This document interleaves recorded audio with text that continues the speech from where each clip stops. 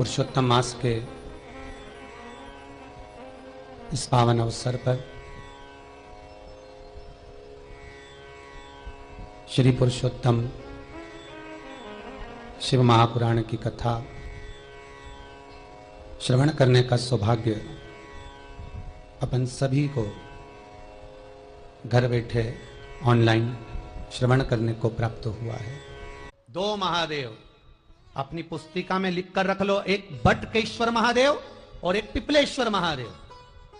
अदालत में कोई कार्रवाई चल रही है, अदालत में कोई केस चल रहा है, अदालत में कोई बात चल रही है, नहीं जीत मिल रही, नहीं विजय मिल रही, हार गए, पेशियां लगा लगा कर एक बार बड़ के पेड़ के नीचे बालू मिट्टी का शिवलिंग बनाकर उसकी पूजन करो। पूजन अर्चना कर कर दही 3 चम्मच नाम लेकर चढ़ाओ जिसके साथ केस चल रहा है, और 3 चम्मच दही चढ़ाकर उस दही को उठा लो और रुमाल पर उसके छापे लगा लो, सफेद रुमाल पर भगवान शंकर की पूजा अर्चना कर कर जल में विसर्जन कर दो बटकेश्वर महादेव का नाम लेकर, और उस रुमाल को घड़ी बनाकर रख लो। अगली पेशी जब हो उसको साथ लेकर जाओ, केस जल्दी निपटेगा, विजय प्राप्त होगी। मात्र 3 सोमवार करिए बटकेश्वर का स्मरण। उसी तरह पिपलेश्वर महादेव, कितने भी बड़ी जिंदगी में रोग हो, चाहे कैंसर जैसा हो, लीवर हो, किडनी हो, कितना भी बड़ा रोग हो, भगवान पिपलेश्वर महादेव का स्मरण करिए। पीपल के पेड़ के नीचे शंकर भगवान के शिवलिंग का निर्माण कर कर उसकी पूजन अर्चना करिए, उस पर शहद चढ़ाइए। पीपल का वृक्ष, आंवले का वृक्ष, शमी का वृक्ष, बेलपत्र का वृक्ष, ये औषधि पूर्ण है महाराज। डॉक्टर ने कह दिया डायलिसिस कराना जरूरी है, तो एक बार इस शिव महापुराण का उपाय जरूर करना। डायलिसिस कराने से पहले 5 छोटे छोटे पीपल के पत्ते लेना, शंकर जी का शिवलिंग का निर्माण पीपल के पेड़ के नीचे करना, मट्टी का पार्थिव शिवलिंग निर्माण कर कर उसकी पूजन कर कर बेलपत्री 5 चढ़ाकर 5 पीपल के पत्ते, 5 शमी के पत्ते शंकर पर चढ़ा देना। आरती पूजन करना, शमी का पत्ता बेलपत्र छोड़कर 5 पीपल के पत्ते उठा लेना। जिस व्यक्ति को डायलिसिस का बोला है उस व्यक्ति को 5 पत्ते पीस कर छान कर पिला देना। 3 दिन बाद फिर जाकर डॉक्टर को चेक करवाना, डॉक्टर डायलिसिस का मना कर देगा, लीवर किडनी अपना काम करना प्रारंभ कर देगा। पिपलेश्वर महादेव की पूजन, पीपल के पत्ते की औषधि जीवन का सुख दे जाती है। तो पिपलेश्वर महादेव सहज नहीं है महाराज। कितना विचित्र वर्णन है, प्रैक्टिकल जरूर करना। सीओर वाला महाराज कहीं झूठ तो नहीं बोल रहा, और व्हाट्सएप पे लिखकर भी भेजना करा कि नहीं करा, क्योंकि शिव महापुराण की लेखनी है।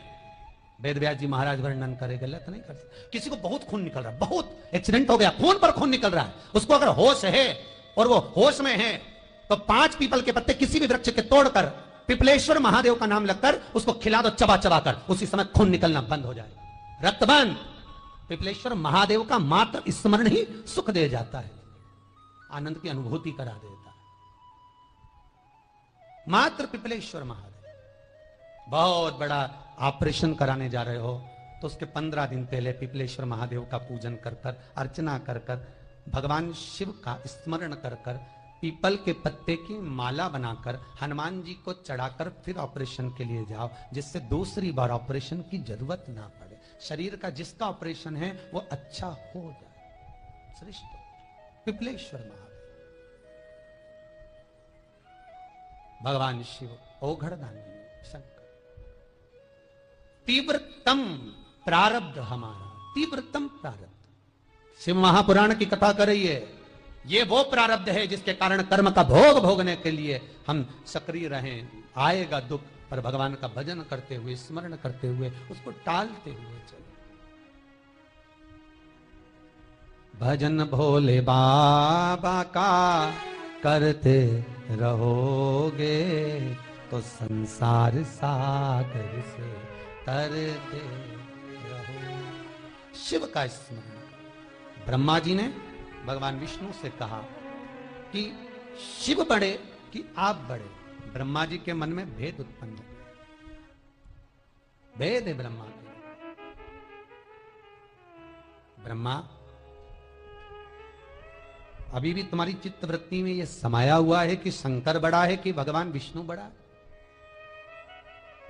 पहले भी कथा में कहा, आज फिर कहते हैं, केवल एक सारे देवताओं की आरती उतार कर देखना, सारी आरतियों में केवल एक देवता का व्याख्यान है, पर शंकर जी की आरती में 3 देवता का व्याख्यान है। तीनों देव। किसी भी एक लाइन को प्रेम से, किसी भी एक लाइन शिव जी की आरती। एकानन चतुरानन पंचानन राजे, भोले पंचानन राजे। एकानन चतुरानन पंचानन, एक भगवान शिव, चतुरानन भगवान विष्णु, पंचानन भगवान ब्रह्मा, जिनका एक सिर भगवान शिव ने काटा, ब्रह्मा के बचे 4 सिर। 2 भुज 4 चतुर्भुज, 10 भुज अति सोहे। 2 भुज 4 भगवान शिव आनंद में। 2 भुज ब्रह्मा, फिर विष्णु, जिसके रूप भुजा अनेक हैं। कोई आरती का एक क्रम, सारे देवताओं की आरती एक है, पर भगवान शिव की आरती 3 की एक है।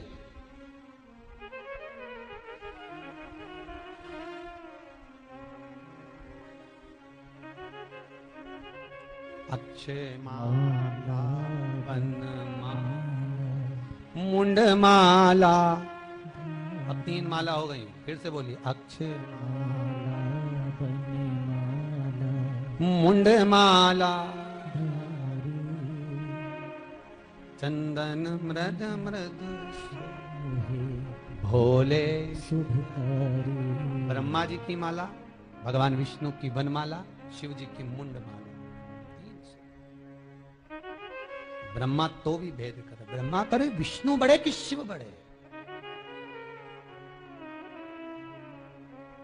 और हमारे देवताओं ने दिखा दिया कि ब्रह्मा के मन में भले भेद आ गया, पर भगवान विष्णु ने हर जगह दिखाया है कि हम में भेद नहीं है। राम अवतार में मेरे राम जी महाराज शंकर भगवान की स्थापना कर कर लंका पर चढ़ाई करते हैं। क्यों? क्योंकि राम जी को यह मालूम है कि सामने लंका में जो है वो शिव का भगत है। अगर मैं शंकर का अनुमोदन कर नहीं जाऊंगा तो इस पर विजय प्राप्त नहीं कर सकता। शंकर के भगत को मारना सरल नहीं है, इसको मारना कुछ सहज नहीं। मैं अनुमोदन कर जाऊं, मैं स्मरण कर जाऊं, मैं नाम जाप नाम कीर्तन कर जाऊं, मैं नाम स्मरण चित्त वृत्ति को धारण कर जाऊं, नाम चित्त वृत्ति को धारण कर जाऊंगा। और वो नाम चित्त वृत्ति भगवत भजन की, कीर्तन की, नाम स्मरण की। महाराज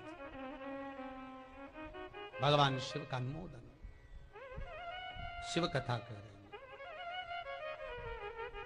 ब्रह्मा के मन का भेद मिटाना है।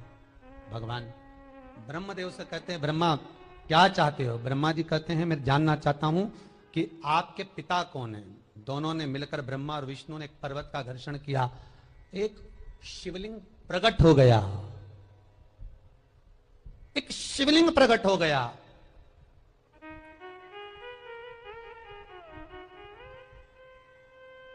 आकाशवाणी हो गई, ब्रह्मा मत जाना, मैं हूं। भगवान विष्णु ने कहा, ये मेरे पिता हैं। पिता? हाँ। ओह, तो इनके चरण कहां हैं, सिर कहां है? ब्रह्मा आकाश में, भगवान विष्णु पताल में गए। शिवलिंग का चरण नहीं मिला।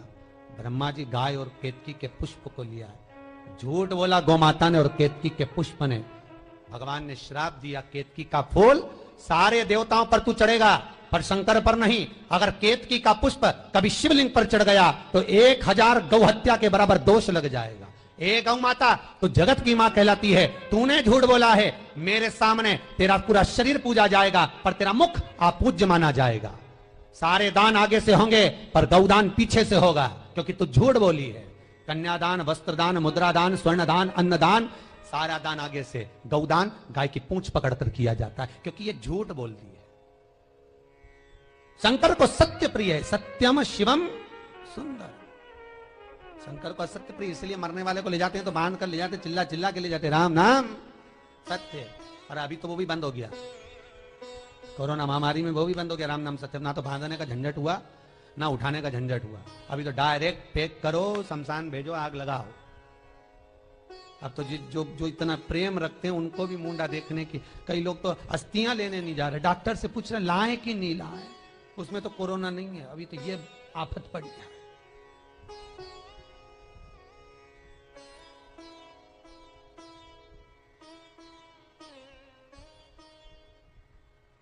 लोग आज के जमाने में जिससे जलते हैं तो डायरेक्ट हॉस्पिटल फोन लगा के हमारे पड़ोसी की छींक चल रही है, खांसी हो गई, और बेचारों को 14 दिन के लिए बंद करवा दिया।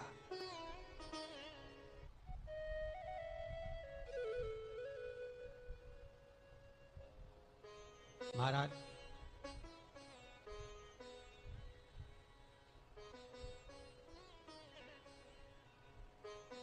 ये उसी में का हाल हो गया जिससे एक व्यक्ति ने पुलाव बनाया, अच्छा जोरदार, कितना मेहनत करके चावल का पुलाव बनाया, ऐसी खुशबू आई, ऐसी जोरदार पुलाव बना, शादी में सब कोई कुछ नहीं खाए, बस पुलाव खाने के लिए सब बैठे, और हलवाई ने कह दिया चावल में बहुत सारे कंकर थे, सब बीन दिए, पर फिर भी थोड़े से रह गए।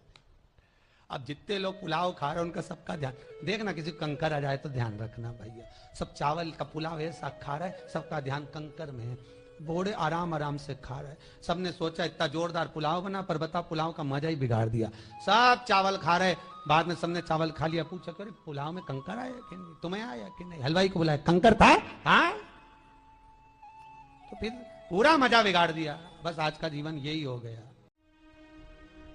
अपनी जिंदगी को मस्ती में जियो, अलमस्त होकर, रोकर नहीं, अलमस्त होकर। शिव कथा कह रहे, श्राप दे दिया भगवान ने, ब्रह्मा तो भी झूठ बोलते रहे, भगवान ने अपने पांव के नख को तोड़ा, फेंका, काल भैरव प्रकट करा, काल भैरव से कहा जा ब्रह्मा का सिर काट दे, जिस मुख से वो झूठ बोल रहा है। काल भैरव ने अपने पांव की चीटी उंगली का नख तोड़ा, ब्रह्मा का सिर काट दिया, ब्रह्मा का सिर कटा हुआ सिर लुढ़कता लुढ़कता गया, झूठ बोलता हुआ गया, उससे एक नदी उत्पन्न हो गई जिसका नाम कर्मनाशा हो गया, कर्मनाशा। भारत की भूमि पर आज भी वो नदी है जिस नदी का पानी कुत्ता भी नहीं पीता। यूपी गवर्नमेंट ने बड़े बड़े बोर्ड लगाकर रखे हैं, ये कर्मनाशा, इसमें हाथ ना धोइए। जिस नदी का मात्र पानी का छींटा लग जाने से 7 पीढ़ी में करा हुआ दान पुण्य कर्म नष्ट हो जाता है, वो कर्मनाशा आज भी बह रही है, 21 किलोमीटर तक बह रही है आज भी। जिस नदी का पानी कुत्ता भी नहीं पीता, उसको कौन बताने गया कि कर्मनाशा है?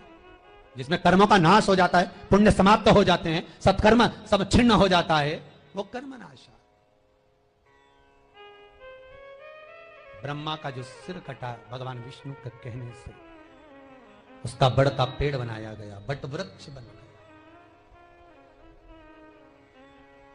शिव महापुराण की कथा कहती है, बिंदुक नाम का ब्राह्मण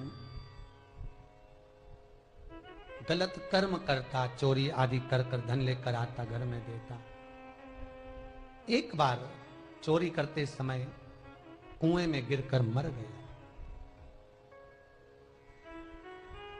कथा में पहले भी कहा, आज फिर कहते हैं, 3 तरह से मरे हुए व्यक्ति को स्वर्ग नहीं मिलता, 3 तरह से मरे हुए व्यक्ति का मोक्ष नहीं होता। पहला, पानी में डूब कर मरा हुआ, दूसरा सर्प के डसे से मरा हुआ, तीसरा स्त्री के हाथ से मरा हुआ। 3 तरह से मरे हुए व्यक्ति का मोक्ष नहीं है, गरुड़ पुराण कहती है। 3 तरह से मरे हुए व्यक्ति को मोक्ष नहीं मिलता, वो जीवात्मा तड़पती है, पड़ी रहती है, प्रेत योनि में चली जाती है, प्रेत योनि में चली जाती, प्रेत योनि में चली जाती।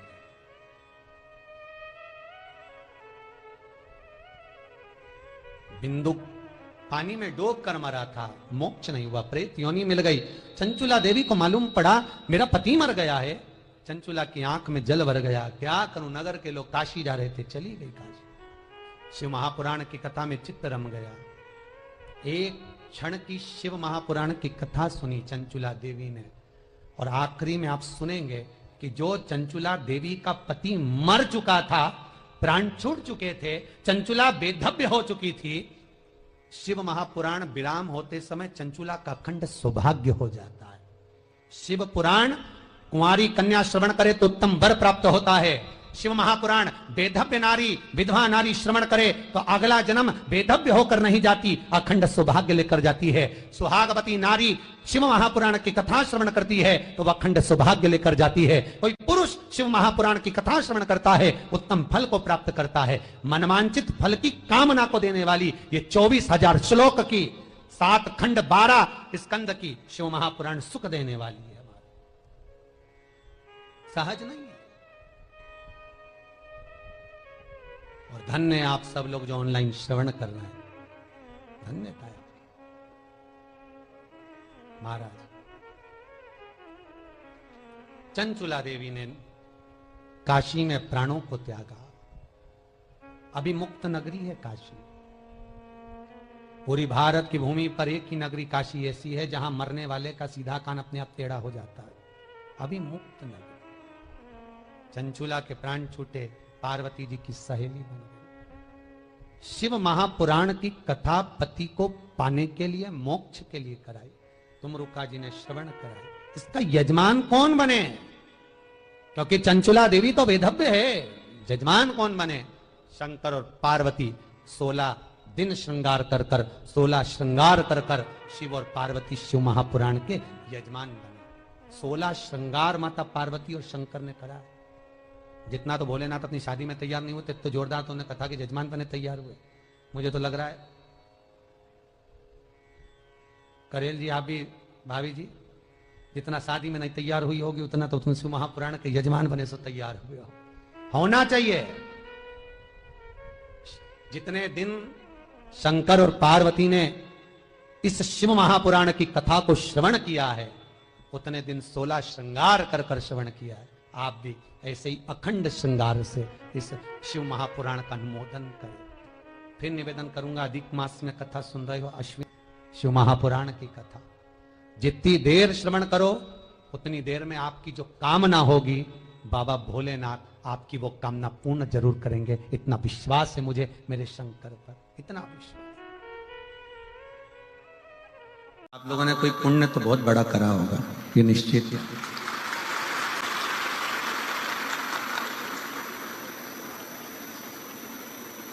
लोग तीर्थ जाते हैं, लोग धाम जाते हैं, पर आप लोगों के लिए तो स्वयं तीर्थ और धाम चलकर आते हैं। स्वयं शिव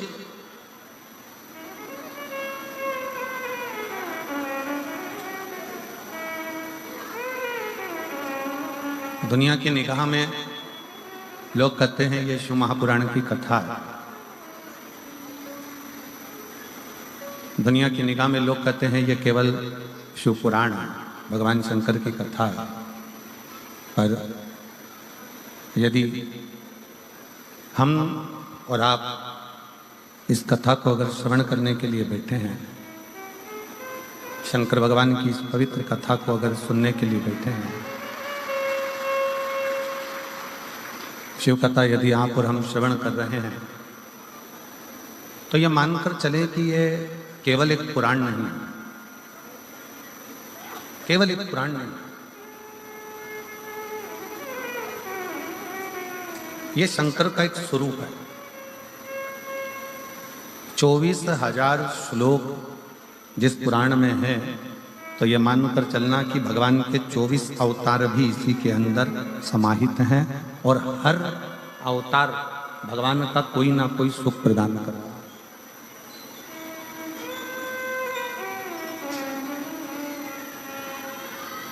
जिन संत के दरवाजे पर, जिन संत की चौखट पर बैठकर, जिन संत के द्वार पर बैठकर, उनके निज घर में बैठकर आप और हम कथा सुन रहे हैं,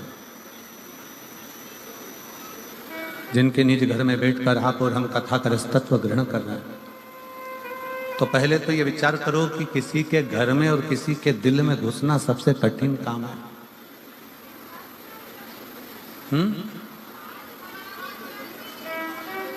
खड़े होके बोलो, आवाज नहीं आ रही है इधर भी। ये बक्से नहीं चल रहे हैं क्या? तो ये आवाज यहीं की बाजू में ही नहीं जा रही है। किसी के दिल में और किसी के घर में प्रवेश करना बहुत कठिन है, बहुत कठिन। अगर आप और हम तारा बाबा जी की कुटिया में बैठकर कथा का रसतत्व ग्रहण कर रहे हैं या शिव कथा सुन रहे हैं, भगवान शंकर की कथा को श्रवण कर रहे हैं, तो ये मानकर चलें कि ये कहीं ना कहीं शिव की कृपा से, भगवान देवाधिदेव महादेव की कृपा से, और भगवान शंकर ने कोई बहुत बड़ा रिश्ता आपका और हमारा निभाया होगा, जो एक संत के घर में बैठकर कथा को सुना। और मैं निवेदन करूंगा गोपाल जी कांडा जी से, श्री गोविंद जी कांडा जी से, कि हमारे जीवन की भी ये एक ही कथा ऐसी होती है जो किसी संत के घर में बैठकर बाँचने का सौभाग्य मिलता है।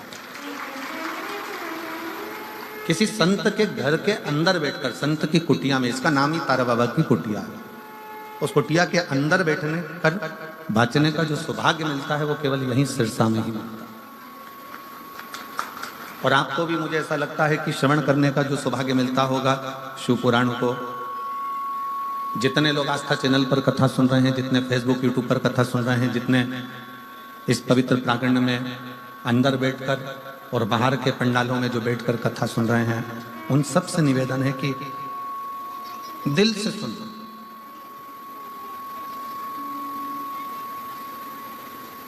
और बोले जितना बन सकता है उतना गुणगान शिव का करना।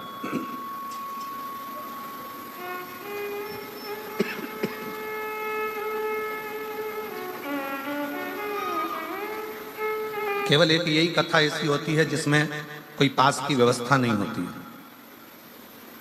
आप आए, पहले आओ, पहले पाओ, आ गए, बैठ जाओ और कथा का रस तत्व ग्रहण करो और अपने घर को जाओ।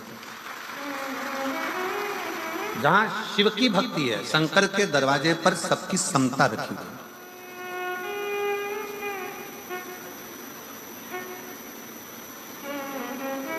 एक संत का दरवाजा, एक गुरु का दरवाजा, एक शिव का दरवाजा एक ऐसा होता है जहां पर कोई भेद उसकी साक्षी में नहीं होता।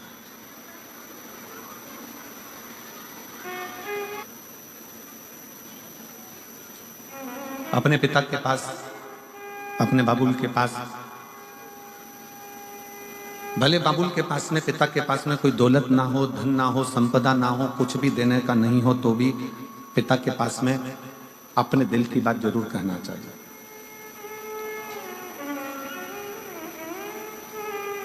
भगवान शंकर की कथा कहती है, भगवान शिव का शिव महापुराण कहता है कि स्वयं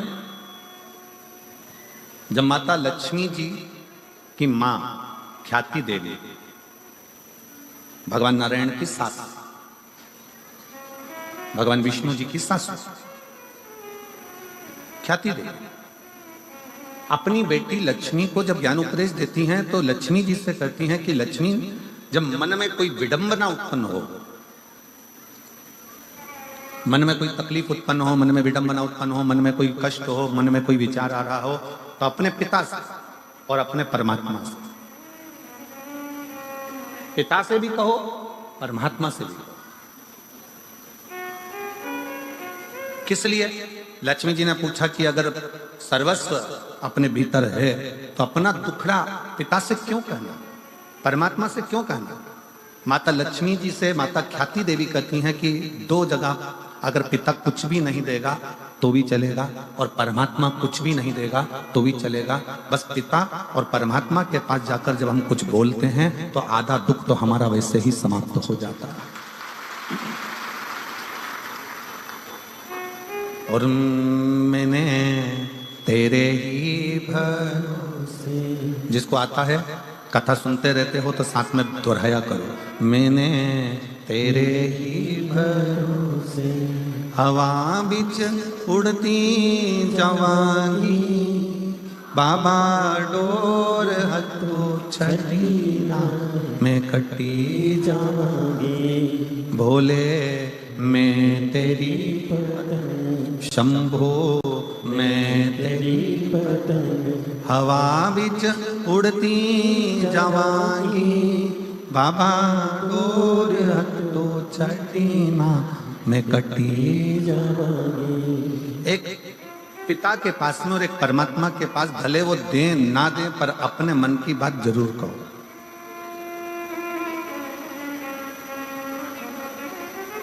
सिरसा वालों को तो गौरव होना चाहिए इस पवित्र भूमि पर जहां संत तपस्या करें।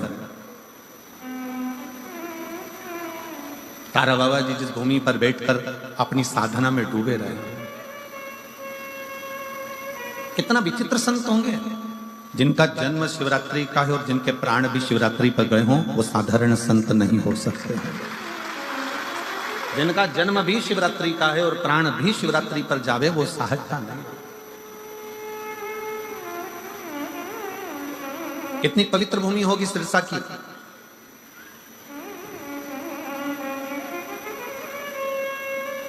जिस पवित्र भूमि पर बैठकर गुरु नानक देव जी ने 40 दिन तक तप साधना करी है और इस पवित्र भूमि पर बैठकर अपनी आराधना में लीन रहे हों, ऐसे गुरु नानक देव जी की पवित्र भूमि सिरसा रही है। विचार करिएगा कितनी पवित्र भूमि होगी। संत रविदास जी जिस भूमि पर बैठकर भगवत भजन में डूबे हो, जो जाति में बांटते हैं ना, जो कहते हैं ये ब्राह्मण है, ये क्षत्रिय है, ये वैश्य है, ये शूद्र है, जो जाति में बांट देते हैं, उनको एक बार सिरसा में आकर देखना चाहिए। ये वो पवित्र भूमि है जहां पर केवल मनुष्य देखा जाता है। यहाँ जाति में नहीं बांटा जाता, यहाँ संप्रदायों में नहीं बांटा जाता, यहाँ एकता देखी जाती।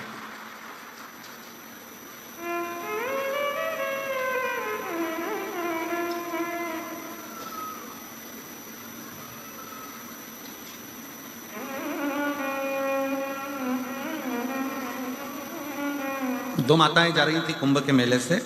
हमने गाड़ी रुकवाई और गाड़ी रुकवा कर दोनों से पूछा, जीजियो इधर आओ। दोनों जीजी बड़ी खुश हो गई, चलो आज महाराज जी ने हमको हेलो हाय तो करा। और दोनों जीजियां खुश होकर, हमने एक के सिर पे इतनी बड़ी पानी की बोतल थी, लगभग 5 लीटर 6 लीटर गंगा जल भरा होगा, और दूसरी के पास में कुछ नहीं था। बड़े आराम से चल रही थी वह मस्त होकर, और चलती चलती कुछ पन्नी में से निकाल के बाजू में उसकी कमर पे खोसा हुआ था, जैसे लोग मोबाइल खोसते हैं, ऐसा कुछ खोसा था, उसमें से निकालती जा रही थी, खाती जा रही थी।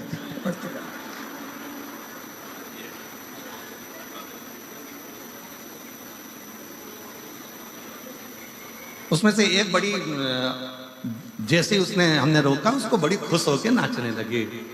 श्री शिवाय नमस्ते। हमने कहा क्या खा रही हो जीजी? तो कहे हम कुछ भी खा रहे हो, पर तुम हमारे प्राण मत खाओ। पहले ये बताओ कि गुरुजी की कथा कहाँ चल रही है? तो हमने कहा तुम कथा सुनने नहीं आई थी क्या प्रयाग में?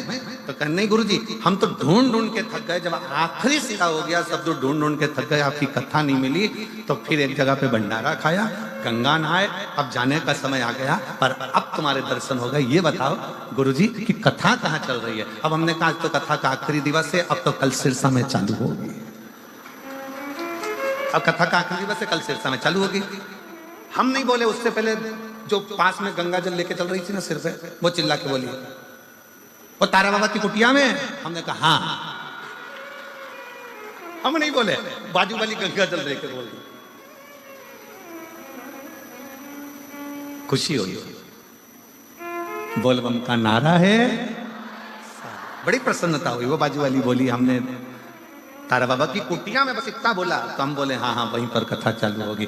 बस हम भी, वो कौन सा गांव वाला था, गंगापुर वगैरह, यहाँ पास में कोई लगा, राजस्थान का कोई सा गांव लगा हुआ है सिरसा के पास, गंगानगर के। गंगानगर कितना यहाँ से? बाजू में ही है, 150 किलोमीटर। हाँ, तो वो कभी भी पूछ के आ सकते हैं, पक्का। हम गंगानगर के आसपास। बड़ी प्रसन्नता हुई कि कितनी प्रसन्नता लोगों के हृदय में है शिव तत्व। हम बोले नहीं, परंतु वो खुद बोल रही हैं कि तारा बाबा की कुटिया एक गुरु का दरवाजा, एक संत का दरवाजा, साधु का दरवाजा, तपस्वी का दरवाजा, पिता का दरवाजा और परमात्मा का दरवाजा एक ऐसा होता है जहां कुछ नहीं भी मिले ना, वहां दिल खोलकर बोल देना चाहिए कि मेरे जीवन का ये दुख है वो कटेगा।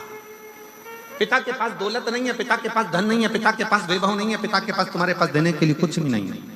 संत के पास खुद फटा हुआ कपड़ा हो, तन पर एक पिछोड़ा डालकर जो बैठा हुआ हो, टाट पर बैठता हो, जिसके पास पानी पीने के लिए भी पूर्ण पात्र ना हो, बिछा हुआ एक छोटा सा एक टाट का कपड़ा, तन पर एक फटा सा कपड़ा, अंगोछा तन पर बंधा हुआ, संत अगर बैठे हुए हों और वो संत बैठा हुआ है और कहीं किसी रूप में किसी आनंद के साथ तुम अपने पिता के पास भी कुछ ना हो और संत के पास भी कुछ ना हो तो भी अपने दिल की बात जरूर कहना चाहिए। संत परमात्मा पिता कब कृपा की दृष्टि कर देते हैं ये पता नहीं चल पाता और हमारा कल्याण कर देते हैं, पता नहीं चलता। और शंभु शरणे पड़ी मांगू घड़ी रे घड़ी, दुख काटो दया करीन दर्शन को। शंभु शरणे पड़ी मांगू घड़ी रे घड़ी, दुख काटो दया करीन दर्शन। पिता से भी कहो, परमात्मा से भी कहो, दोनों से। तेरे मंदिर में आना मेरा काम है और मेरी बिगड़ी बनाना तेरा। आप जाओ, कहो।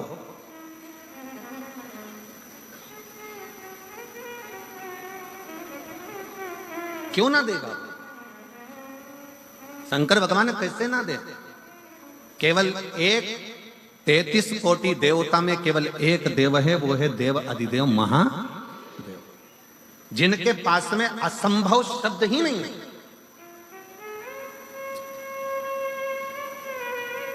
असंभव शब्द तो उनके पास है ही नहीं, एक ही शब्द है उनके पास संभव, और वो संभव शब्द भी शंभु शब्द से जुड़ा हुआ। वो असंभवता का शब्द तो लेकर ही नहीं गए।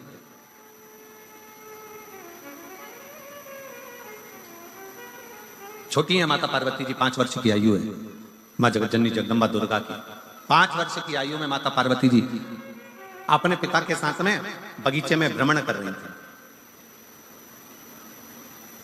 बगीचे में भ्रमण कर रही हैं और इतना बोल रही हैं, एक बेटा और एक बेटी, दोनों में जमीन और आसमान का अंतर होता है। बेटा और बेटी में जमीन आसमान का अंतर होता है। बेटा संसार में बोलता है, घर के अंदर आते से चुप हो जाता है, और बेटी घर में इतना बोलती है, बाहर निकलकर चुप हो जाती है। ये बेटा और बेटी का अंतर है।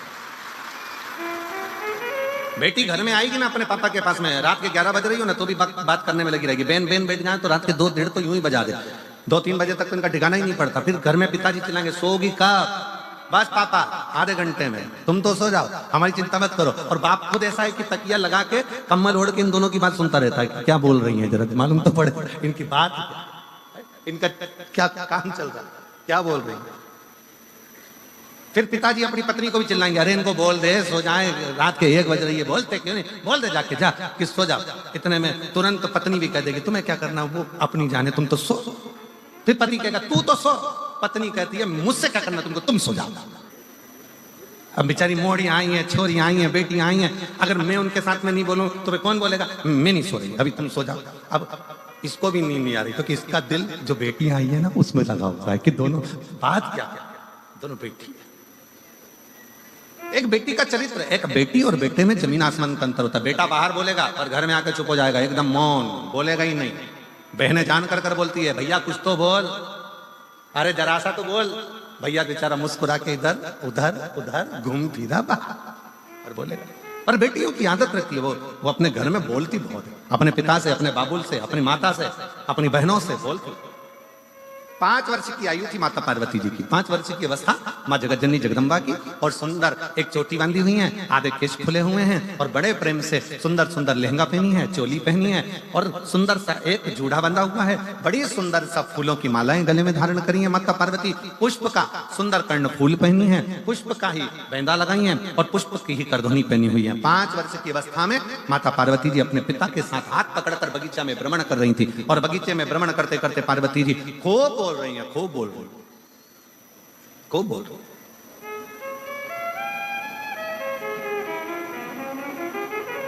और माता पार्वती जी जब बगीचे में भ्रमण करती करती करती करती बोली, खूब आनंद के साथ जब बोलती रही, खूब खूब बोली, तब माता पार्वती जी 2 प्रश्न कर दिए अपने पिता से। पिताजी,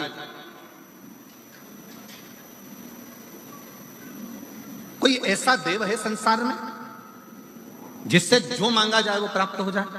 स्वयं माता पार्वती जी करें, स्वयं मां जगत जननी जगदम्बा अंबा करें, स्वयं माता पार्वती जी करें। कोई ऐसा देव है संसार में, कोई ऐसा देवता है जिससे जो मांगा जाए वो प्राप्त हो सकता है, वो प्राप्त हो जाएगा? जिसके पास पहुंचने के बाद सब कुछ संभव हो सकता है, कोई एक देव है ऐसा? भगवान हिमालय राज मुस्कुराकर अपनी बेटी को गोदी में बिठाकर पार्वती जी के शब्दों पर शब्द सुनने पर भगवान शंकर के लिए स्वयं हिमालय राज ने कह दिया कि केवल एक देव है जिसके पास असंभव शब्द नहीं, जिसके पास में असंभव शब्द नहीं है। केवल एक देव है, वो देव अधिदेव महादेव है, जिसके पास असंभव शब्द ही नहीं है। केवल एक ही शब्द है, संभव। तकलीफ है, कष्ट है, एक पत्र है देखिए,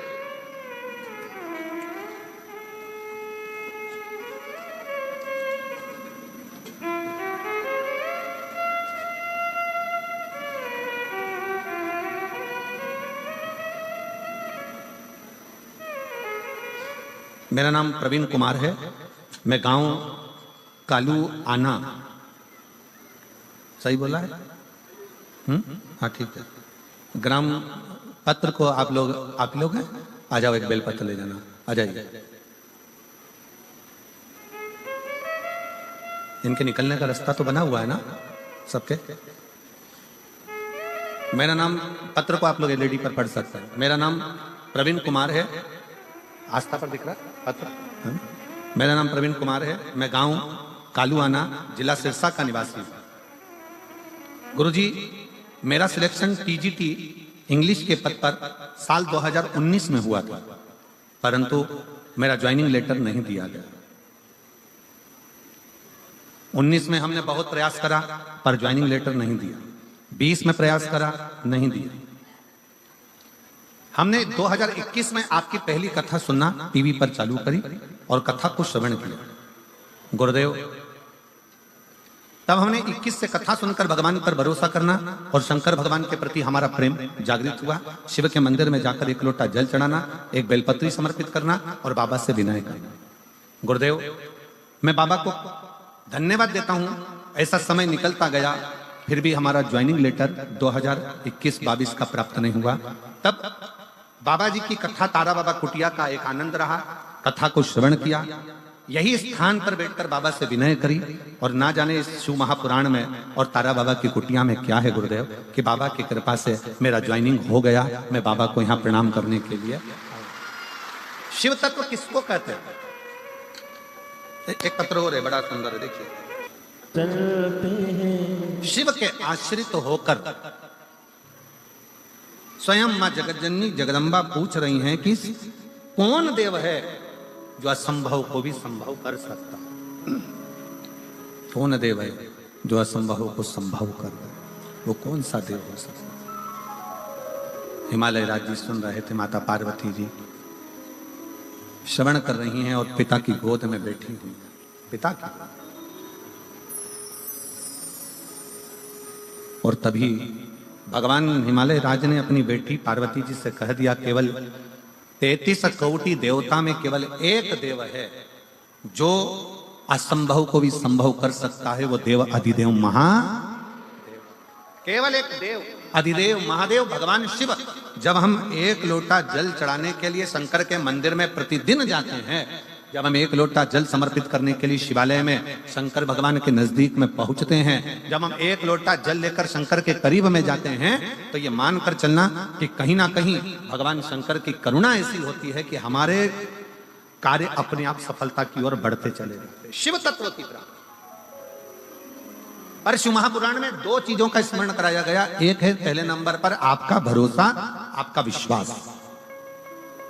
आपका विश्वास कितना है शिव के प्रति, शंकर भगवान के प्रति आपका भरोसा कितना, शंकर के प्रति आपकी दृढ़ता कितनी, शिव जी के प्रति आपका समर्पण कितना, शंकर भगवान के प्रति आपका भाव कितना। कितना भरोसा आप भगवान शिव पर करते हो, कितना विश्वास आप भगवान शंकर पर करते हो। अगर आप हृदय से कथा श्रवण करने के लिए बैठे हो, 7 दिन का अगर आप नियम लेकर बैठे हो कि मैं तारा बाबा की कुटिया में 7 दिन शिव महापुराण की कथा सुनूंगी, मैं आई हूं बाबा के दरवाजे पर कथा श्रवण करने के लिए, और नियम लेकर समय पर कथा सुनना, आरती के बाद प्रणाम कर कर उठकर जाना, अगर आपने पूरा 7 दिन का नियम लिया है तो कहीं ना कहीं मेरा बाबा भी नियम रखकर तुम्हारी झोली भर ही देता है, खाली नहीं। जैसे इस बेटी ने कहा कि भाई की तो नौकरी लगी, मेरी भी लगी, और बाबा की कृपा से मुझे पुत्र भी हुआ, ये कहीं शिव की कृपा होती है, कहीं शंकर की करुणा, ये शंकर की उदारता, ये शंकर की दया, ये शिव की उदारता, ये शंकर की करुणा, ये शंकर की दया। आप विश्वास कितना करते हो शंकर भगवान के प्रति। स्वयं मां जगतजननी जगदम्बा पार्वती जी 5 वर्ष की अवस्था धारण कर जब हिमालय राज जी के हाथ पकड़कर भगवान हिमालय राज के साथ में निकल कर जा रही हैं, और बगीचे में घूमते घूमते बोलते बोलते अपने पिता के पास में आकर कहती हैं कि वो कौन देव है जो असंभव को संभव कर दे। तब हिमालय राज अपनी वाणी में कह दिया कि वो केवल एक है, वो देव अधिदेव महादेव, जो असंभव को भी संभव कर सकता।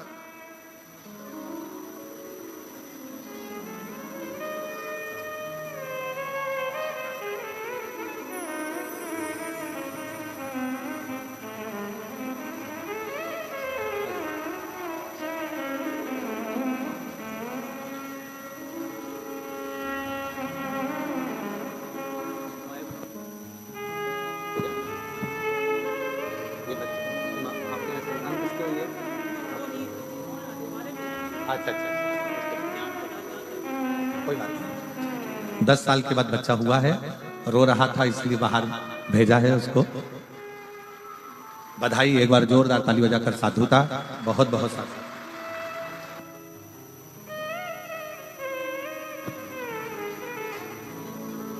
शिव कथा कर रही है, भगवान शंकर का संवाद कर रहा है, शिव महापुराण की कथा कर रहा है, भगवान शंकर की कथा कर रहा है।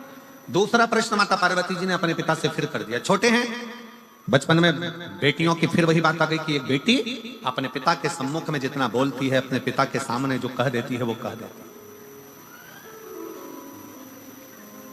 दूसरा प्रश्न फिर सामने अड़ गया और कहा, पिताजी बेटी का जन्म क्यों होता है? बेटी का जन्म होता क्या, किस लिए जन्म लेती है बेटी, क्यों जन्म लेती है बेटी?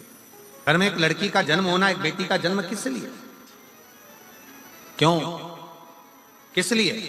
फिर पिताजी ने कहा, हिमालय राज अपनी बेटी को लाड़ लड़ाते हुए, हृदय लगाते हुए, गोदी में बिठाते हुए कहते हैं कि बेटी केवल एक स्त्री, केवल एक स्त्री ही होती है जो इस संपूर्ण जगत के पालनकर्ता को जन्म भी दे देती है। संत तुकाराम को जन्म देने वाली भी एक स्त्री है, तारा बाबा जी को भी जन्म देने वाली एक स्त्री है, गुरु नानक देव जी को जन्म देने वाली एक स्त्री है, मीराबाई को जन्म देने वाली एक स्त्री है, कर्माबाई को जन्म देने वाली एक स्त्री है, नामदेव जी को जन्म देने वाली एक स्त्री है, बड़े बड़े जगत गुरु शंकराचार्य को भी जन्म देने वाली एक स्त्री है, बड़े बड़े महात्मा संत साधु सन्यासी तपस्वक साधक उपासक, इनको जन्म देने वाली एक स्त्री है। और राष्ट्र में, संसार में चाहे कोई कितना भी महान क्यों ना हो, उसको जन्म देने वाली भी एक स्त्री है। संसार की रचना में अगर कोई सम्मिलित होकर इस संसार की रचना को श्रेष्ठ बनाने वाली है तो वो एक स्त्री है, एक नारी। वो सहज नहीं, वो सरल नहीं। पार्वती जी, माता जगतजननी मां जगदम्बा माता पार्वती जी से कहा हिमालय राज ने कि बेटी का जो जन्म है, अगर संसार में एक स्त्री जन्म लेती है, एक बेटी जन्म लेती है, संसार में एक लड़की का अगर जन्म होता है, एक बेटी का अगर जन्म होता है, एक स्त्री का जन्म होता है, तो श्रेष्ठ संसार की रचना के लिए होता है। श्रेष्ठ संसार की रचना के लिए एक बेटी का जन्म होता है।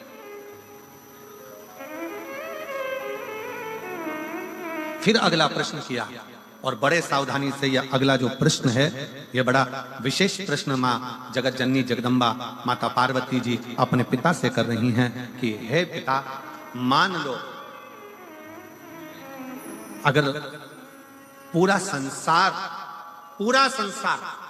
कहीं सुख ना दे, पूरा संसार कोई सुख प्रदान ना करे, उस समय मुझे क्या करना चाहिए?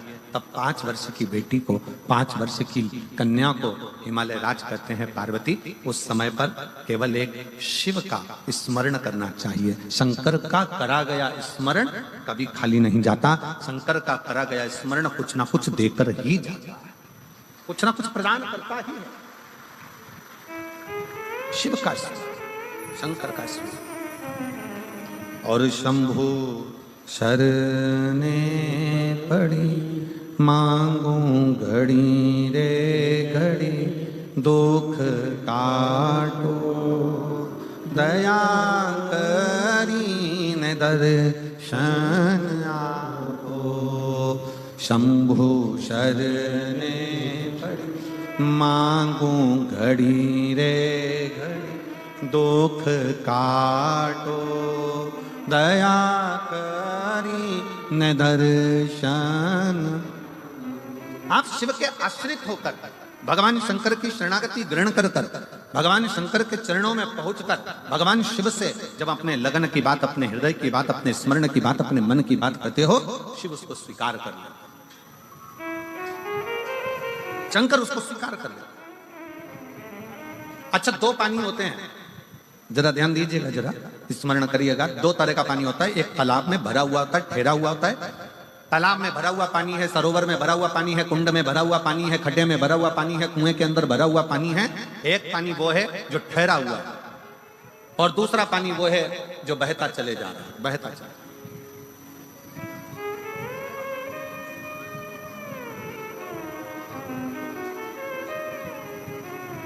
एक पानी वो है जो ठहरा हुआ है, रखा हुआ है, भरा हुआ है, और दूसरा पानी वो है जो बहता चले जा रहा है, बहता चले जा रहा है, बह रहा है।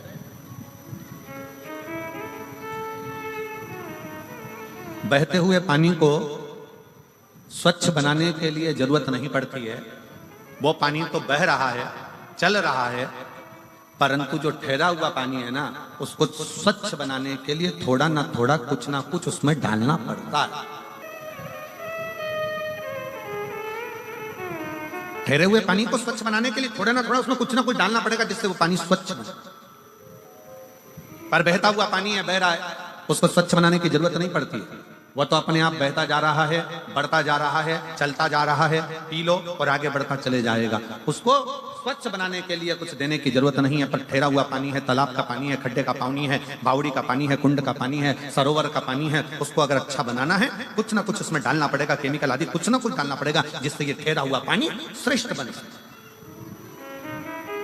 वो ठहरा हुआ पानी कुछ श्रेष्ठ हो सकता, वो ठहरा हुआ पानी को श्रेष्ठता प्राप्त कर सके। बस यही शिव पुराण की कथा कहती है। 2 तरह के संबंध होते हैं संसार में, एक ठहरे हुए संबंध होते हैं और एक पानी की तरह बहते हुए संबंध होते हैं। कुछ दोस्त, कुछ लोग संसार में ऐसे मिलते हैं कि वो चलते चले जाते हैं, उनको ये नहीं मालूम कि किससे क्या संबंध निभाना है। वो तो बह रहे हैं, चल रहे हैं। और दूसरा संबंध वो होता है ठहरा हुआ, जैसे पति और पत्नी का संबंध है, जैसे माता पिता का बच्चों के प्रति संबंध है, जैसे बहन भाई का संबंध है, जैसा पिता पुत्र का संबंध है, जैसे बाप और बेटी का संबंध है, जैसे एक आपस का एक ठहरा हुआ संबंध होता है। वो संबंध को निभाने के लिए, उस संबंध को स्वच्छ बनाने के लिए आपको प्रेम का केमिकल उसके अंदर डालना पड़ता है, स्नेह और प्रेम देना पड़ता है, तब जाकर वो संबंध टिक पाता है। प्रेम और स्नेह देना पड़ता है।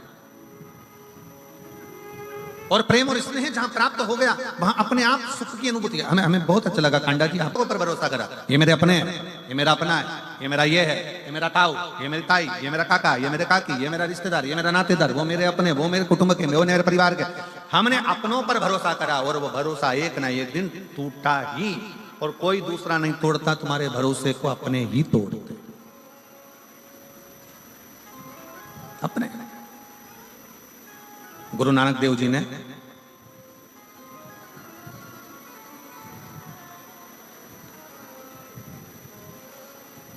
एक बार गुरु नानक देव जी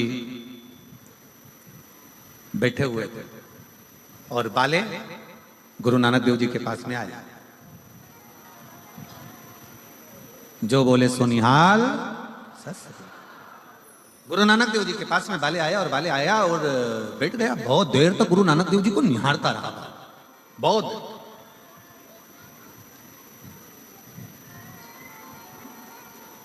थोड़ी देर बाद क्या हुआ कि दो पति पत्नी झगड़ा करते आए, ये तेरा वो तेरा वो तेरा वो तेरा वो तेरा वो तेरा वो तेरा वो तेरा करते करते और गुरु नानक देव जी के पास आकर बाले बैठा और गुरु नानक देव जी का चेहरा देखा और बड़े प्रसन्नता में देख रहा गुरु नानक देव जी को, बड़े प्रसन्न। अब वो दो पति पत्नी का जोड़ा आया, वो तेरा तेरा तेरा तेरा करते करते ये तेरा ये तेरा ये तेरा ये तेरा ये मेरा ये तेरा तेरा करते करते और वो पहुंचा। और जैसे ही वो पहुंचा तेरा तेरा करते करते तो नानक देव जी नेत्र खोले और नेत्र खोल कर बाले से कहते हैं, बाले कितनी सुंदर झगड़ा कर रहे हैं, तेरा तेरा कर कर झगड़ा कर रहे हैं। बस यही झगड़ा बाले उस परम पिता परमात्मा से होना चाहिए कि संसार में मेरा कुछ भी नहीं है, हे परमात्मा सब कुछ तेरा है, ये झगड़ा होना चाहिए। झगड़ा ऐसा हो कि जो परमात्मा से हमको जोड़ दे, झगड़ा ऐसा हो जो परमात्मा के करीब में लेकर चले जाए, झगड़ा ऐसा हो जो परमात्मा के नजदीक लेकर चले जाए, झगड़ा ऐसा हो जो परमात्मा के करीब में लेकर चले जाए, तो मानो कि झगड़ा हुआ। संसार के झगड़े, फिर निवेदन है संसार के लोगों पर भरोसा करा टूटता है, पर शिव पर करा गया भरोसा कभी नहीं टूटता, कभी भरोसा। एक पत्र है, उस पत्र में मेरा नाम मुस्कान है, मैं हिसार की निवासी हूं, मेरा मोबाइल नंबर ये है। कहीं बैठी है मुस्कान बेटी? अगर कहीं बैठी हो तो हाथ हिला सकती। मेरा नाम मुस्कान है, मैं हिसार की निवासी हूं, मेरा मोबाइल नंबर ये है। कहीं बैठी हो तो हाथ हिला सकती। आई है, बाहर बैठी हो सकता है, जहां कहीं भी बैठी हो, अगर बाहर भी बैठी हो। अच्छा इधर ही है क्या? आ जाओ बेटा, एक बेलपत्र बना। मेरा नाम मुस्कान है, मैं हिसार की निवासी हूं, मेरा मोबाइल नंबर यह है। एक लोटे जल का बाबा की चौखट का मैं क्या वर्णन करूं। गुरुदेव, मुझे मेरे नीट पीजी की परीक्षा की तैयारी कर रही थी। मैं बचपन से कभी पर बाबा के दरवाजे पर नहीं गई, कभी मैंने प्रणाम नहीं किया, पर पहली बार 2023 से मैं क्योंकि पढ़ाई में लगी रहती, शिव का स्मरण नहीं कर पाती, पर 2023 में मैंने एग्जाम दिया, लेकिन मेरा नहीं हुआ। आखिरी में मेरे परिवार के लोगों ने, मेरी माँ रोज शंकर जी से प्रार्थना करती, आपकी कथा सुनती, तो मेरी माँ ने मुझसे कहा कि तू भी शिवालय जाया कर, एक लोटा जल चढ़ाया कर। वो सियोर वाला महाराज कहता है कि मेहनत को 4 गुना करो, अपने परिश्रम को बढ़ाओ, और जिस दिन तुमने रात दिन एक कर लिया, रात दिन पढ़ाई में लगा दिया और पूरी मेहनत यदि आपने करी है, तो वो सियोर वाला महाराज कहता है कि आपका रिजल्ट अच्छा जरूर आएगा। तो मैंने अपनी माँ के कहने पर अपनी पढ़ाई को 4 गुना बढ़ा दिया और शंकर के मंदिर में जाकर एक लोटा जल चढ़ाना, झाड़ू पोछा करना, भगवान शिव से प्रार्थना करना। आज मैं बाबा को धन्यवाद देने के लिए आई हूँ कि मेरा नीट में सिलेक्शन हो गया और मेरा MD जनरल मेडिसिन में सिलेक्शन होकर आज बाबा की कृपा से मुझे गवर्नमेंट कॉलेज भी मिल गया। मैं शिव को नमन करने के लिए आई हूँ। ये शिव तत्व है, आपका विश्वास। अच्छा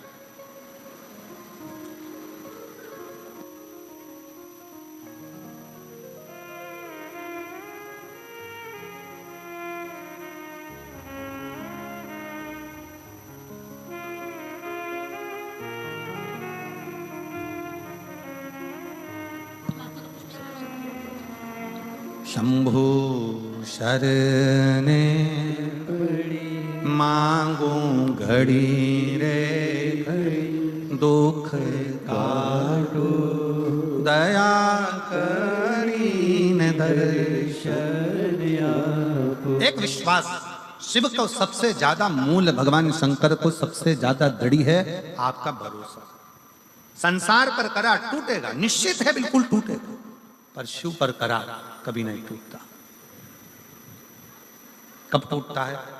जब हमारा विश्वास डामाडोल होता है। जितनी मेरी जीजियां बैठी हैं ना, और जितने मेरे जीजा बैठे हैं, जितने मेरी बेटियां और बेटे, मेरी माताएं, मेरे भाई बैठे हैं, चाहे इस पंडाल में बैठे हो, चाहे बाहर के पंडाल में बैठे हो, जितने भी कथा श्रवण करने के लिए बैठे हैं, अगर आप कथा सुनने के लिए आए हो और पूर्ण भरोसे के साथ आए हो कि मैं कथा सुनूंगी और बाबा मेरा दुख काटेगा, तो निश्चित है 3 महीना भी नहीं लगता, 1.5 महीना भी नहीं लगता, 15 दिन भी नहीं लगता, 7 दिन में काट। आप विश्वास कितना करते हो, शिव पर भरोसा कितना करते हो। और जहां हमारे मन में दृढ़ता कम हुई, जहां हमारे मन में विश्वास कम हुआ, होगा कि नहीं होगा, फिर मन में आया इतने सारे लोग कथा सुनने आएंगे। कई लोग सिरसा के निवासी कई ऐसे हैं जो घर में बैठकर विचार करते हैं इतने सारे लोग आएंगे, जाऊं कि नहीं जाऊं।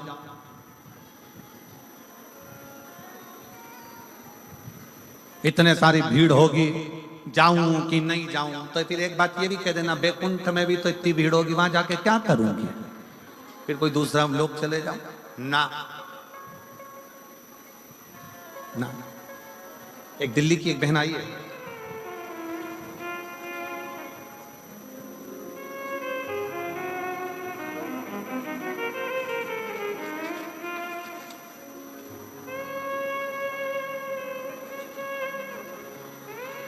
किरण गोयल।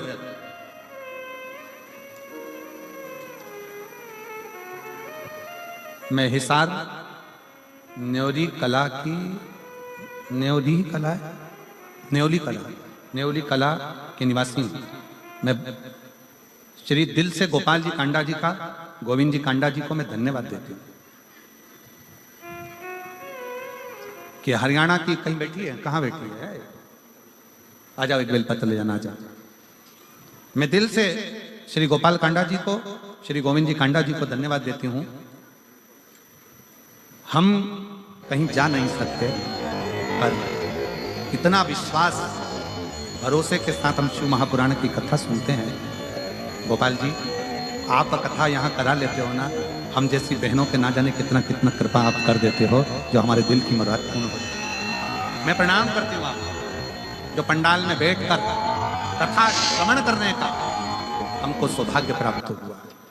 हम कहीं जा नहीं सकते, शिव के आश्रित होकर। और मैं गोपाल जी, गोविंद जी, आपको कहूंगा इस चीज के लिए, भले ये व्यासपीठ आपकी तारा बाबा की कुटिया में बहुत कथा होती है, और बहुत विद्वान बहुत बड़े बड़े संत साधु गुरुजन, बहुत बड़े बड़े संगीतकार और बहुत बड़े बड़े सेलिब्रिटी यहाँ आते होंगे, पर ईमानदारी की बात बताऊं, मेरे शंकर जैसा कोई सेलिब्रिटी नहीं संसार में, मेरे शिव जैसा नहीं संसार में।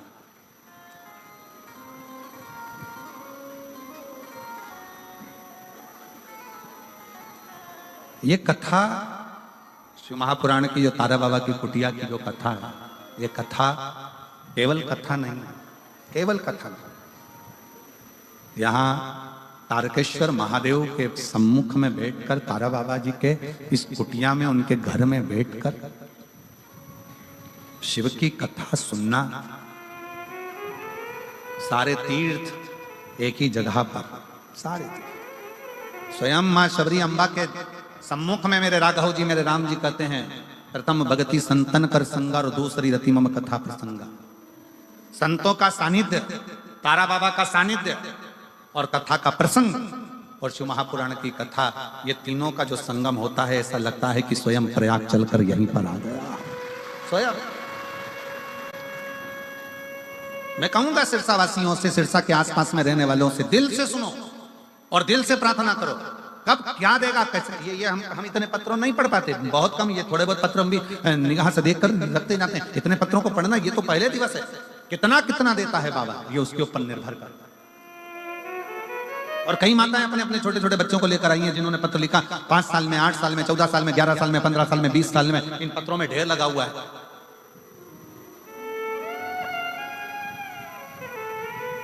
आने वाले समय में सरकार हमारे पीछे पड़ जाएगी, हम तो जनसंख्या निरंतर रोकने की कोशिश कर रहे हो, तुम बढ़ाने की कोशिश करते हो। तो ये शिव की तत्व नहीं तो और क्या है, शंकर का गुणगान नहीं तो और क्या है, शिव की भक्ति नहीं तो और क्या है।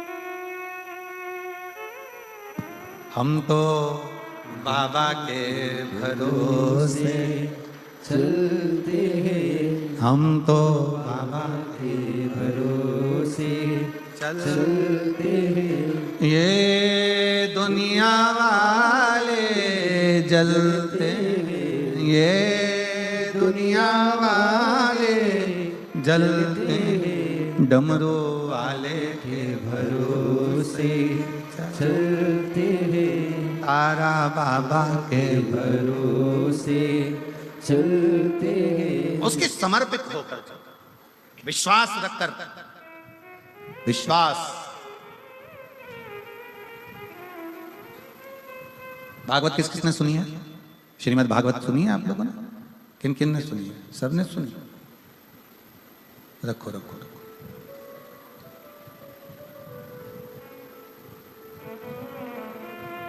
भागवत में एक प्रसंग आता है,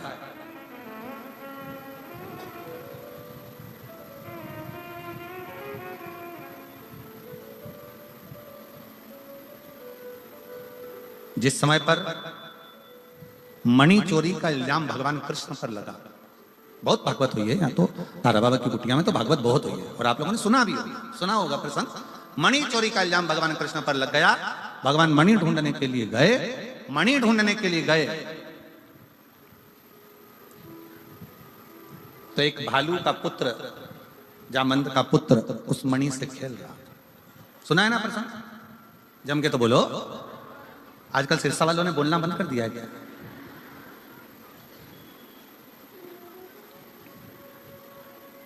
चोरी का इल्जाम भगवान पर लगा। मणि ढूंढने के लिए गए, मणि ढूंढ कर आए और मणि ढूंढ कर जब गए, बालक खेल रहा था उसके साथ में, जामवंत के साथ भगवान का युद्ध हो गया। और युद्ध हुआ तो भगवान जामवंत ने भगवान द्वारकानाथ के सम्मुख में अपना हाथ जोड़कर प्रार्थना कर कर कहा, प्रभु मैं आपको पहचान गया और मेरा निवेदन स्वीकार करो, मेरी बेटी का विवाह मैं आपके साथ करना चाहता हूं। भगवान स्वयं चिंता में पड़ गए, चिंता में। भगवान ने पूछा कि तुम अपनी बेटी का विवाह मेरे साथ करना चाहते हो? हाँ। भगवान ने पूछा तुम कौन है, मालूम है तुमको? जामवंत कहते हैं हाँ मैं जामवंत। जामवंत का फोटो किस किसने देखा है? राम कथा में जामवंत को देखा है तुम लोगों ने? अरे जम के तो बोले जरा, ठीक है। अरे जैसा था? नहीं, भालू जैसा था। देखा है कि नहीं देखा? जम के बोलो। बकरा बकरी का छोरा छोरी बकरा बकरी जैसी होता है, बंदर का छोरा छोरी बंदर जैसा ही होता है। बोलो, बोलते जाओ जरा, हाँ है कि नहीं? ऊंट का छोरा छोरी ऊंटना ऊंटनी जैसा ही होता है। बोलो सही है कि गलत है? भेड़ का छोरा छोरी भेड़ जैसा ही होता है। मछली का छोरा छोरी मछली जैसा। मगरमच्छ का छोरा छोरी मगरमच्छ जैसा। शेर का छोरा छोरी शेर जैसा। तो भालू का छोरा छोरी भालू जैसा। अब बताओ ईमानदारी से, भगवान कृष्ण को चिंता नहीं लगेगी कि इसने तो डायरेक्ट शादी का प्रस्ताव रख दिया कि मैं आपके साथ में मेरी बेटी का ब्याह करना चाहता हूं। भगवान चिंता में पड़ गए, ये ऐसा है तो छोरी कैसी हो?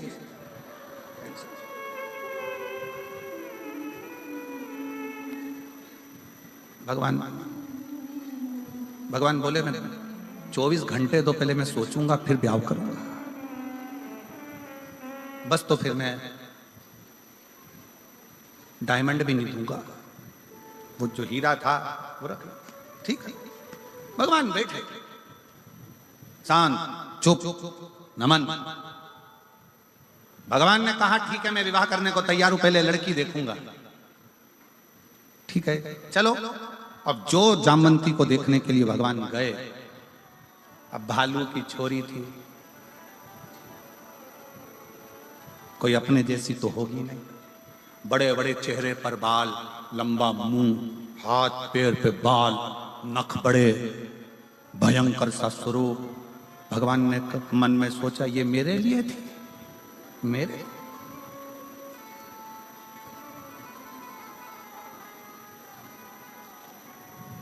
भगवान कृष्ण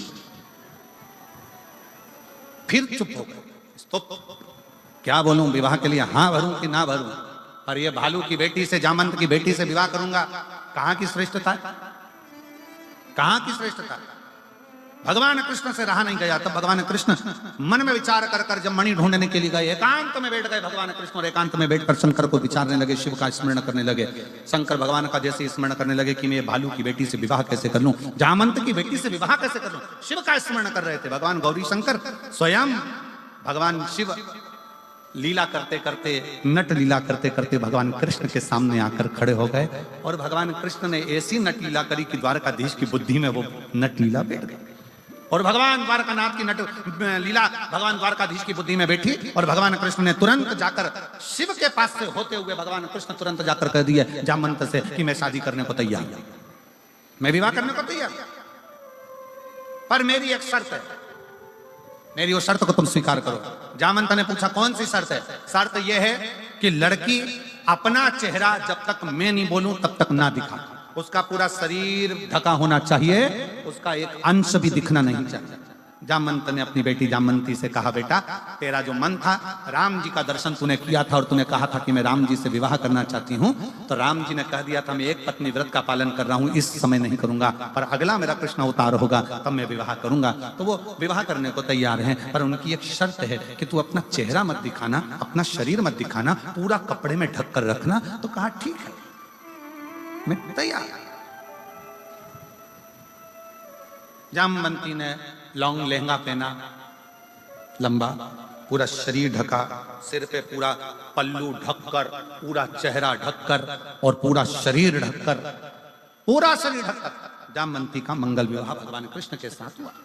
अब भगवान कृष्ण लेकर सीधे द्वारकापुरी में पहुंच गए और उन्होंने जो शंकर जी ने आज्ञा करी थी, जो शिव जी ने ज्ञान दिया था, वो आज भगवान कृष्ण निभा रहे हैं। जैसे ही द्वारकापुरी में पहुंचे और रुक्मणी जी को मालूम पड़ा, रुक्मणी जी को लगा कि भगवान कृष्ण आए, रुक्मणी जी आरती की थाली लेकर आई, भगवान की आरती उतारने के लिए जैसे ही पहुंची, पहुंचते से ही रुक्मणी जी ने क्या देखा कि इनके पास में कोई स्त्री है और देखते से ही रुक्मणी जी ने थाली नीचे रखकर पूछा ये कौन है? भगवान बोले ये मेरी अर्धांगिनी है, मेरी पत्नी। तो रुक्मणी जी बोली मैं कौन हूं? भगवान बोले तू भी है, तू भी है। आपने विवाह करा? हाँ। रुक्मणी जी ने कहा चेहरा दिखा तेरा। भगवान ने कहा था जब तक नहीं बोलूं मुंडा मत दिखा, चेहरा दिखा तेरा।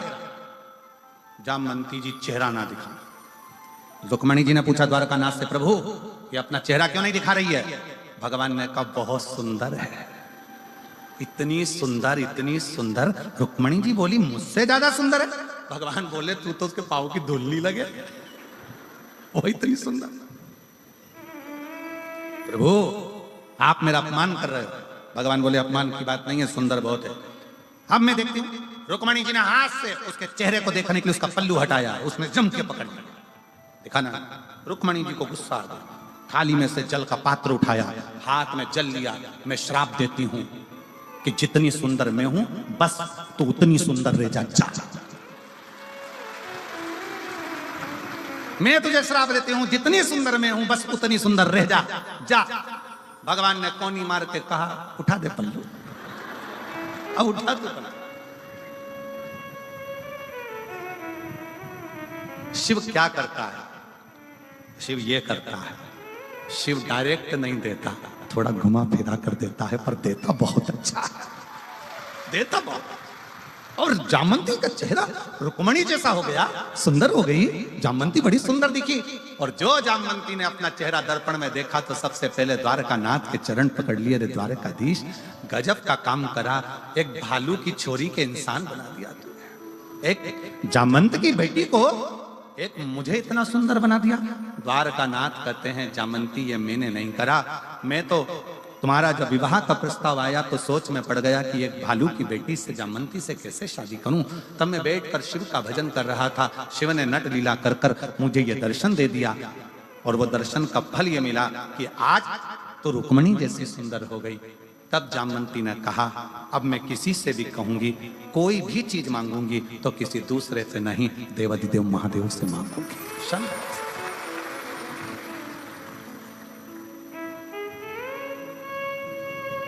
और नहीं तो वो पर्दा कराया ही काय को था भगवान ने,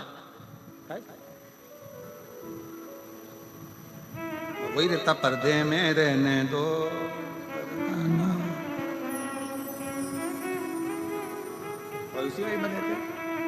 यह शिव तत्व है, भगवान शंकर की भक्ति है। भगवान शंकर का संवाद कर रहा, शिव महापुराण वर्णन कर रहा। आपका विश्वास, आपका भरोसा, आपकी दृढ़ता शिव के करीब में लेकर जाती है। शंकर के पास। शिव के नजदीक केवल एक आपका भरोसा लेकर जाता है, आपका विश्वास लेकर जाता है। जैसे जामवंती जी ने यह विचार कर लिया था कि अगर अब मैं कुछ बोलूं भी तो मेरे शंकर को ही बोलूं। आप कितना विश्वास रखते हो शंकर के प्रति? अगर एक लोटा जल चढ़ाने के लिए शंकर जी के दरवाजे पर जा रहे हो, शिव जी के मंदिर जा रहे हो, शिव के करीब में जा रहे हो, तो यह विश्वास मानकर जाना कि मैं शंकर को अपने हृदय का भाव कहने के लिए, अपने दिल की बात कहने के लिए।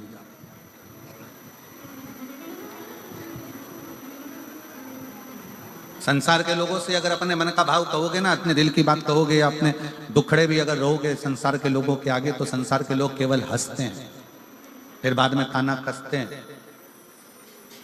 पर यदि अपना मन का भाव, अपने हृदय का भाव, अपने दिल की बात यदि देवाधिदेव महादेव से कहोगे ना, ना वो हंसता है ना ताना कसता है, वो हंसने वालों पर और ताना कसने वालों पर मुख पर भी बैन लगा देता है। ऐसी कृपा एक दिन शिव कर दे, ऐसी करुणा शंकर कर।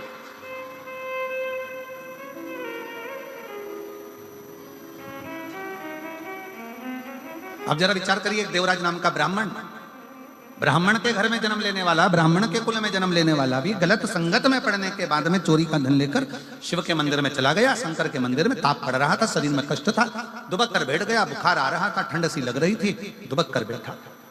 और वहां कोई शिव पुराण की कथा चल रही थी, उसमें महाराज जी थोड़ी थोड़ी देर में हर हर, आवाज नहीं आई, जरा दमदारी से बोला हर हर, ऐसी अब आवाज जोरदार। जैसे ही उसने हर हर महादेव कहा, जैसे ही उसने हर हर महादेव कहा, थोड़ी थोड़ी देर में उसको मस्तक में दर्द हो, वहां से बाहर निकल गया, बेलपत्री के वृक्ष की छांव में जाकर बैठ गया।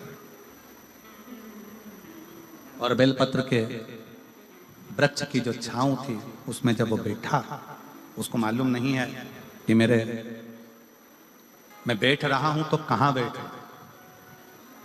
और बहुत ध्यान देने वाला विषय है, मक्खी कबाड़े पर जाकर बैठती है तो उसकी कोई कीमत नहीं होती, मक्खी शक्कर पर जाकर बैठती है उसकी कोई कीमत नहीं होती, मक्खी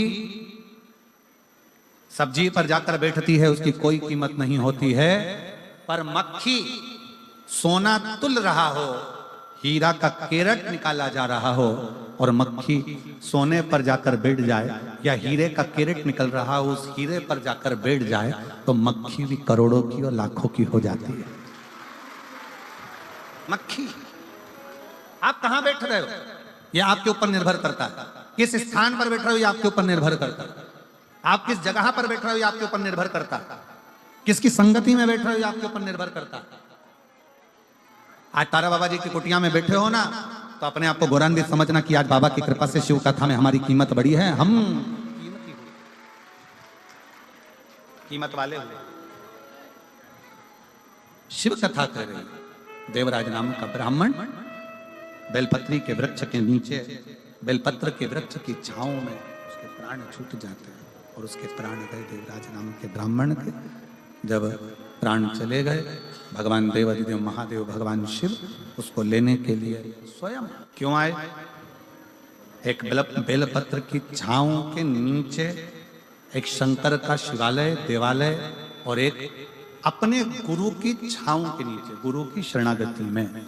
ये तीन जगह ऐसी है जहां व्यक्ति जब जाकर बैठता है तो उसका कल्याण निश्चित होता ही होता है, कल्याण होता है। गुरु के चरणों में जाकर बैठिए, आपका कल्याण निश्चित होगा। शिव के मंदिर में, शिवालय में, शंकर की चौखट पर जाकर बैठिए, आपका कल्याण निश्चित होगा। और बेलपत्र के वृक्ष की छांव में, कुछ वृक्ष हमारे सनातन धर्म में, हमारी संस्कृतियों में बताए गए, आंवले का वृक्ष, पीपल का वृक्ष, बट वृक्ष, शमी वृक्ष, बेल वृक्ष, ये कुछ वृक्ष ऐसे हैं जिनकी छांव में बैठने से फल की प्राप्ति होती है। और कहा अगर जीवन में बहुत तकलीफ हो, बहुत कष्ट हो, बहुत परेशानियां चल रही हो, तो एक बार बेलपत्र की छांव में बैठकर एकांत में बेलपत्र की छांव में बैठकर भगवान शंकर का स्मरण बड़े प्रेम से करा करो। श्री शिवाय नमस्तुभ्यं, श्री शिवाय नमस्तुभ्यं, श्री शिवाय नमस्तुभ्यं, श्री शिवाय नमस्तुभ्यं, श्री शिवाय नमस्तुभ्यं, श्री शिवाय नमस्तुभ्यं। बेलपत्र की छांव में बैठकर जैसे ही देवराज नाम का ब्राह्मण बेलपत्र की छांव में बैठा, बेलपत्र के नीचे जैसे ही बैठा वो बेलपत्र की छांव में, उसके प्राण छूट गए। प्राण छूटे, भगवान शंकर नंदी लेकर आए। भगवान शिव नंदी को लेकर पधारे और जैसे ही भोले बाबा नंदी को लेकर आते हैं, इसको नंदी के ऊपर बिठाते हैं। ये पूछता है मैंने कौन सा पुण्य करा।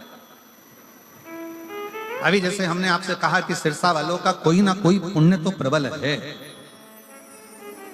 तारा बाबा जी यहाँ विराज रहे हैं, संत यहाँ विराज रहे हैं, रविदास बाबा तप साधना करे, गुरु नानक देव जी तप साधना करे, तारा बाबा जी तप साधना करे, संतों की भूमि है सिरसा।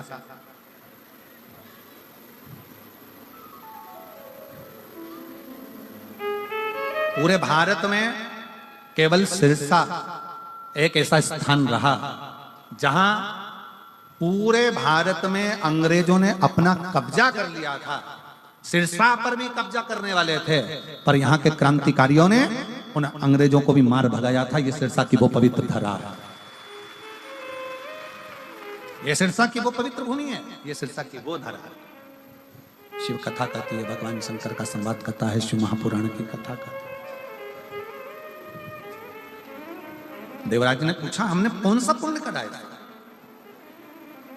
ऐसा पुण्य करा तो करा कौन सा जिस पुण्य के बल पर आज हम नंदी पर बैठकर कैलाश धाम जा रहे हैं? भगवान शंकर ने कहा तुम्हारी माता ने एक लोटा जल शिव को समर्पित करा था और वो माँ लोटा भर जल चढ़ाती थी, पर उसको ज्ञान नहीं था कि उस लोटे वाले जल का पुण्य फल क्या। आपको भी नहीं मालूम कि एक लोटे जल का पुण्य क्या है। जब आप चढ़ाते जाएंगे शंकर की कथा श्रवण करते जाएंगे, शिव की स्तुति करते जाएंगे, तो उसका फल क्या है? श्री शिवाय नमस्तुभ्यं बोलने का फल क्या है? शंकर की कथा सुनने का फल क्या है? ये बाद में मालूम पड़ता है कि बाबा क्या दे।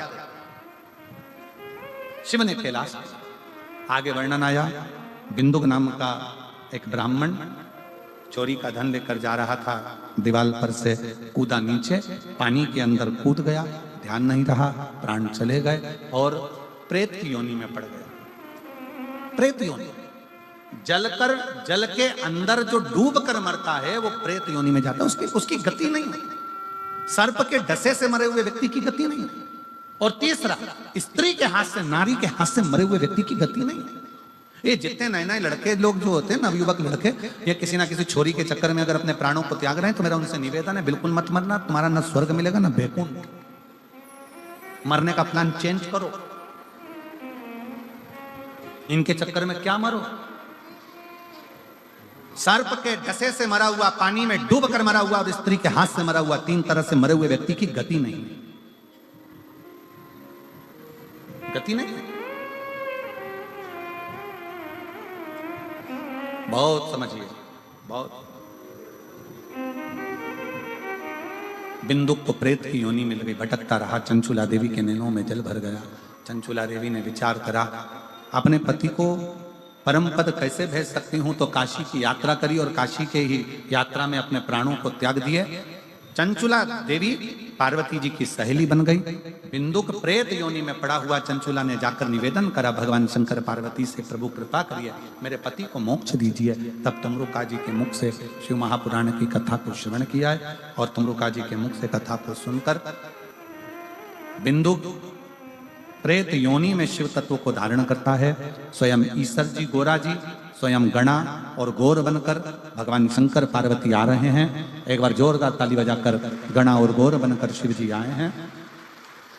ईश्वर जी और गोरा जी के लिए जोरदार ताली बजाएं, गणा और गौर के लिए। गणगौर बनकर, गणा और गौर बनकर भगवान शंकर पार्वती यजमान बनकर कथा का रसतत्व ग्रहण करते हैं। आज कथा का प्रथम दिवस, हरियाणा में चल रही कथा